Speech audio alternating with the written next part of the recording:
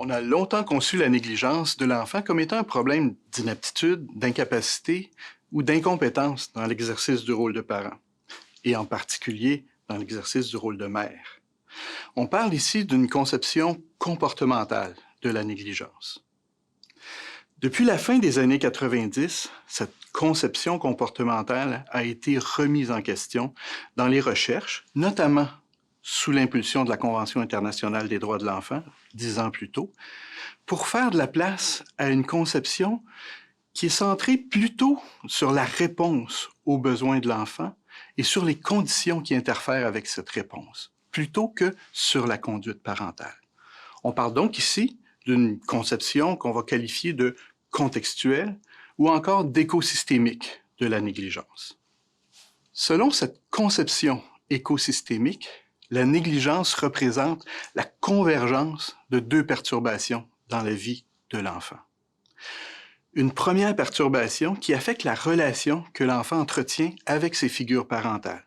Une relation qui est caractérisée d'un côté par la faible disponibilité de ces adultes dans la relation avec leur enfant et de l'autre côté par l'imprévisibilité qui en résulte pour cet enfant dans son expérience de la relation avec son parent.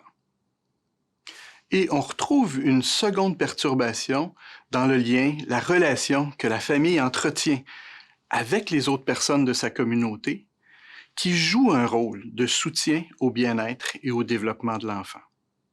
Cette perturbation de cette relation entre la famille et sa communauté est caractérisée d'un côté par l'isolement des personnes les unes des autres, et de l'autre côté, par les obstacles au partage des responsabilités entre les adultes qui s'occupent et se préoccupent de cet enfant. De quoi la négligence est-elle le nom? La réponse est qu'elle désigne l'effondrement des conditions qui permettent à un enfant de se développer suffisamment bien, à ses parents d'être suffisamment bons et aux professionnels qui entourent la famille d'être suffisamment compétents et efficaces.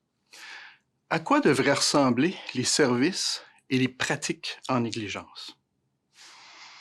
Une conception comportementale de la négligence a donné lieu à une panoplie de services reposant sur le blâme des parents, et en particulier sur le blâme des mères, pour leur incapacité apparente à prendre les bonnes décisions et à poser les bons gestes pour leur enfant.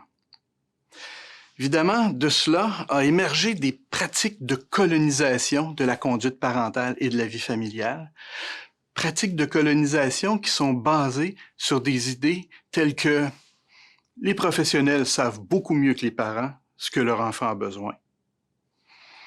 Les parents doivent accepter leurs lacunes, leurs faiblesses, leurs défaillances. Les parents doivent se mobiliser pour apprendre ce qu'ils ne savent pas.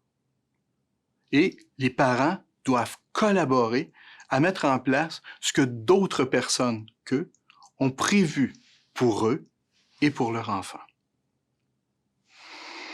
Il n'est pas surprenant que les parents manifestent toutes sortes de résistances à de telles pratiques de colonisation de leur vie, aussi bien intentionnées soient-elles. Et il est aussi pas surprenant de constater que les enfants retirent peu des conditions de développement que ces pratiques de colonisation installent dans leur vie.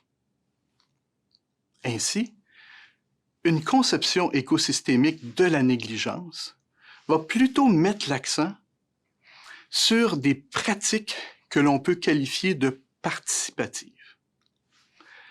Ces pratiques participatives visent à restaurer le partage des responsabilités entre les adultes autour de l'enfant en ce qui concerne ses besoins et la réponse à ceux-ci.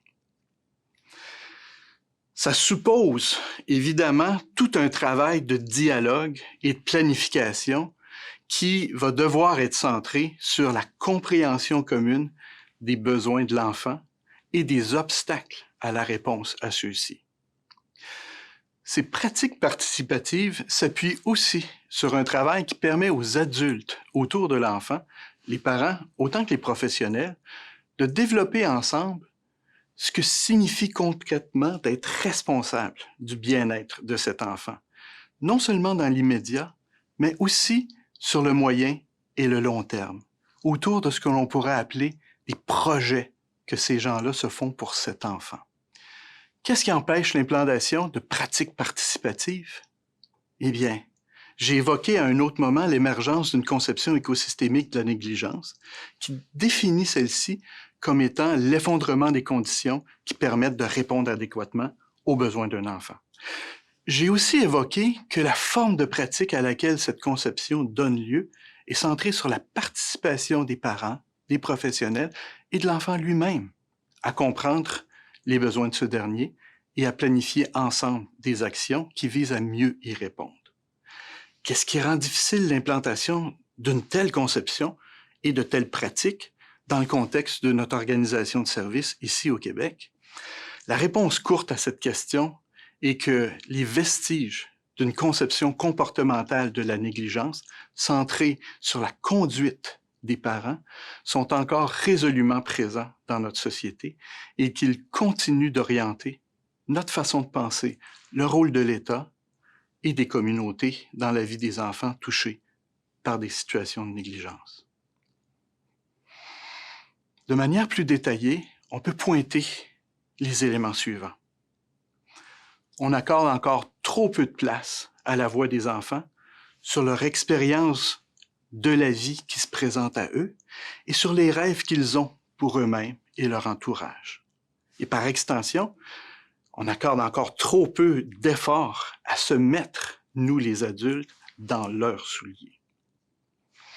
On accorde aussi encore trop peu de place à la qualité de la communication entre les personnes autour de l'enfant et à la construction d'alliances entre elles. On tient mal compte du choc de culture qui se produit inévitablement entre les familles et les dispositifs de services professionnels. Et, par extension, on reconnaît mal le rôle de médiation que peuvent jouer des ressources de proximité, qu'on pense par exemple aux organismes communautaires ou de loisirs dans la vie des familles, qu'on pense aux infirmières, aux mères visiteuses, aux services de garde. Et finalement, on mésestime de manière importante l'impact charnière de la formation, des pratiques de gouvernance dans les organisations et des pratiques de concertation, interorganisation, sur le travail direct des intervenants auprès des enfants et des parents dans les situations de négligence.